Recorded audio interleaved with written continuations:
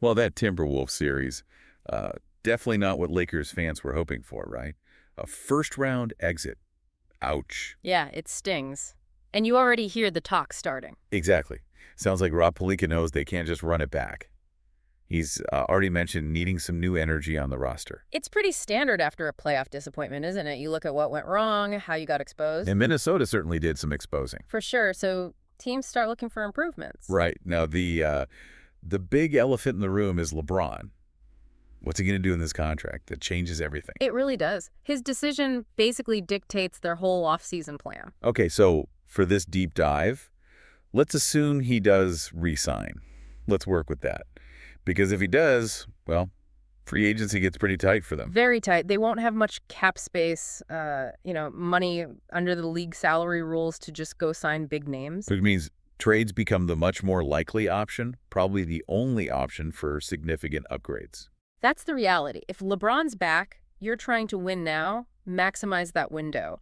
You need players who fill those holes Minnesota showed up. Gotcha. So our mission today, then, is to dig into 4 potential trade targets. This comes from a recent Yardbarker piece looking ahead to the 2025 offseason. Okay, 4 names. Let's see who they are. We'll break down who they are, what they bring, and crucially, what it might actually cost the Lakers in terms of, players and picks that draft capital. All right, let's do it. Who's first up? First name, and this one might ring a bell, Nick Claxton from the Brooklyn Nets. Ah, yes, Claxton. We definitely heard his name linked to the Lakers around the trade deadline last season. Right. And with the Nets kind of continuing their rebuild, you figure he might be available. Well, they didn't exactly load up on future picks at the deadline, did they? So moving a valuable guy like Claxton now, maybe to get more of those assets, that makes sense for them. Makes total sense. And look, at the Lakers needs a reliable big man, a starting center. That feels like a huge priority. Oh, absolutely. Someone who can handle the defensive load, run the floor. And Claxton seems to fit that description, doesn't he? Rim running, defense around the basket. His stats look pretty solid, too. What did he put up last season? Played 70 games, about 26 minutes a night. Averaged, 10.3 points, 7.4 rebounds, 2.2 assists, and 1.4 blocks. Solid. And efficient, too, right? Good field goal percentage. Yeah, shot 56.3%. That feels like the kind of consistent presence they've been missing in the middle, Those are good numbers. The blocks, the efficiency. He's mobile for his size, too, which you need these days. So, the million-dollar question. What do the Nets want back? Well, the article suggests a package built around expiring contracts. Think Gabe Vincent, Rui Hachimura, maybe Maxi Kleber, guys whose deals are ending soon. Okay, gives the Nets flexibility. Right. Plus, and this is key, a future first-round pick. Does that sound about right? Yeah. A fair starting point. It's plausible. Expiring deals plus a first. Yeah, that's off from the baseline for a player like Claxton. Whether Brooklyn bites, well, that depends on how much they value him versus those assets. But it's logical. Okay. Let's stick with Brooklyn for target number 2. Cam Johnson. Ah, another net. Interesting. Yeah, and while a center is a big need, the article also points out, hey, they could really use another wing. Someone with size who plays both ends. That two-way ability on the wing is always in demand. Johnson was another name floated around the deadline too, wasn't he? He was. He offers something different from Claxton, obviously. Mm-hmm. More scoring, shooting. Definitely. Good size, pretty reliable three-point shot, and he's known as a decent defender on the perimeter. Fills a need for a lot of teams, Lakers included. And he really popped last season. Career numbers, actually. 18.8 points, 4.3 rebounds, 3.4 assists. Shot 39% from 3. Wow, okay. That's significant production from the wing. That kind of shooting really helps spread the floor. Totally. Takes pressure off LeBron and AD, creates driving lanes. That's valuable stuff, especially come playoff time. No doubt. Consistent shooting like that is gold. Now, the article's pretty clear. Getting both Claxton and Johnson, probably not happening. Yeah. Lakers likely don't have the assets or matching salaries for that. Right, that would be a huge haul. You'd likely have to choose one path or the other. So if they focused on Johnson instead, Yeah. what's the likely cost? Sounds pretty similar to Claxton, actually. Okay, so expiring deals again, plus a future first-rounder. That's the speculation. Seems like players in that sort of tier command similar packages. It makes sense. Different position, but similar perceived value based on production and contract. The Lakers would really need to decide what's the bigger need, the defensive center or the scoring wing. Tough call. Okay, let's shift gears. Target number 3 takes us to Utah. Walker Kessler. Kessler. Okay, his name has definitely been linked to LA before, even back last offseason. Right. But, oh, the article throws some cold water here. It really stresses there's not much sign that Jazz actually want to trade him. And why would they? He's young, he's shown huge potential, seems like a core piece for their rebuild. Exactly. Teams don't usually trade guys like that unless they get, like, a Godfather offer. Something truly massive, yeah.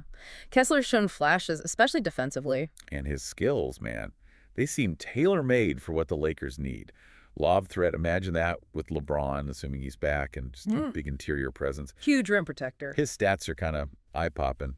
Last season, 58 games, about 30 minutes, 11.1 points, 12.2 rebounds, that's huge, 1.7 assists, and 2.4 blocks. Whoa, 12 rebounds and almost 2.5 blocks? That's elite stuff. And shot 66.3% from the field. Yeah. Super efficient. If he was available, he'd be like the dream target. Yeah, those are game-changing defensive numbers, but like you said, availability is the big question mark. And the cost. The article mentions Tony Jones from The Athletic reporting he would take a phenomenally good offer. Which sounds about right. What does phenomenally good mean in practical terms? We're talking multiple first-round picks. Yeah. And maybe even giving up key young guys like Austin Reeves or their new pick, Dalton Knecht. Oof. Okay, that's a massive price. Multiple firsts plus Reeves or Neh? Yeah, that's steep. You'd really have to believe Kessler's a franchise cornerstone to pay that. Absolutely. That's gut check time for the front office. Giving up that much future capital and young talent. It's a huge swing. High risk, potentially high reward, but maybe too rich. Feels that way. Okay, last one. Target number 4, heading to Portland. A bit more under the radar, maybe? Robert Williams III. Ah, Time Lord. Yeah, definitely under the radar lately, mostly because, well, injuries. That's the giant caveat, isn't it? Knee issues have just plagued him. The article notes he's played only 61 games total over the last 3 seasons. Hasn't played since February. That's rough. Durability is just a massive question mark when he's healthy. Fantastic player, impactful defender, athletic. But can he stay healthy? That's the gamble. It's a huge gamble. Any team trading for him needs eyes wide open about that risk. The piece calls him a phenomenal pickup, if healthy, but immediately pivots to the risk. They even mentioned the rescinded Mark Williams trade. Remember that? Vaguely, yeah. A deal falling through because of medicals. Exactly. Shows the Lakers might be cautious here. But they also point to his last healthy-ish season, 2021-22 with Boston. Right, when they made the finals run, he was key. Played 61 games, put up 10 points, nearly 10 rebounds, 2.2 blocks.